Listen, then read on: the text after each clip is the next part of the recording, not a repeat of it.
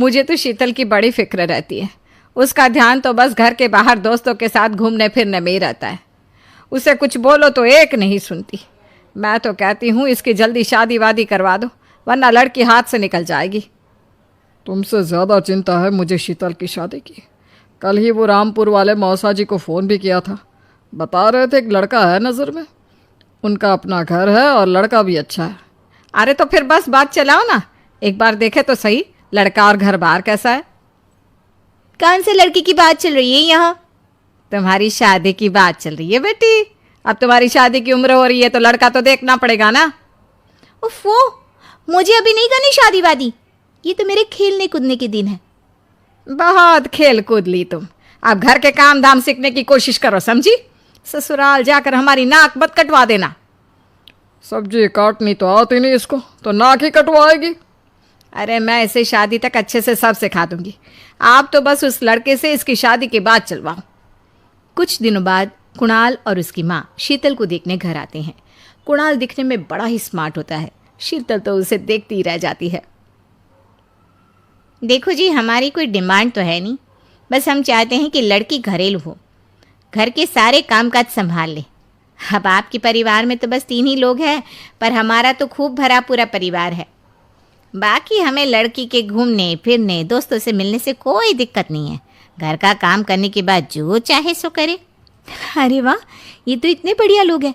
लड़का भी इतना स्मार्ट है और ऊपर से इन्हें मेरे घूमने फिरने से भी कोई दिक्कत नहीं है। हे भगवान, तूने तो बिना मांगे ही मुझे सब दे दिया। बताओ जी, और क्या चाहिए हमें? हमारी तरफ से तो रिश्ता पक्का है जी। बस फिर तो हंसी खुशी शीतल और कुणाल की शादी हो जाती है। शीतल मन ही मन बड़ी खुश होती है और उसी खुशी के साथ वो अपने ससुराल में कदम रखती है। आओ बहू, तुम्हारा अपने ससुराल में स्वागत है। ये मिलो अपने परिवार से। ये तुम्हारे ससुर जी, तुम्हारी ननद सुनीता और गीता, सुनीता के पति राजेश और उनके 2 बच्चे राजू और चिंटू। ये ना हमारे साथ यहीं रहते हैं। ये तुम्हारी दादी सास है और बाकी लोग अभी बाहर गए हुए हैं। इतने सारे लोग, ये सब यहीं रहते हैं इस घर में? अरे अभी तो मेरे देवर देवरानी और उनके 3 बच्चे यहाँ नहीं है। उसके मायके में भी शादी थी ना, तो बस वहीं गई है। कल तक आ जाएंगे। हे भगवान, ये घर है या धर्मशाला? ये सब एक साथ इस घर में कैसे रहते हैं? मुझे तो पता ही नहीं था इनका इतना बड़ा परिवार है। अब समझी कि कोई डिमांड क्यों नहीं की इन्होंने। ये सब चाल चले मेरे साथ। अरे बहू, खड़े खड़े क्या सोच रही हो? चलो अपने कमरे में जाकर आराम करो। जी माँ जी। अगले दिन शीतल का ससुराल में पहला दिन होता है। शीतल रसोई में जाकर सबके लिए खीर बनाने लगती है। तभी उसके ननद सुनीता आती है। अरे वाह भाभी, आज क्या बना रही हो? बस दीदी, आज वो पहली रसोई है ना, तो खीर बना रही थी। अरे भाभी, ये खीर वे रहने दो। घर में 4 लोगों को शुगर है और कुछ लोग मीठा ही नहीं खाते।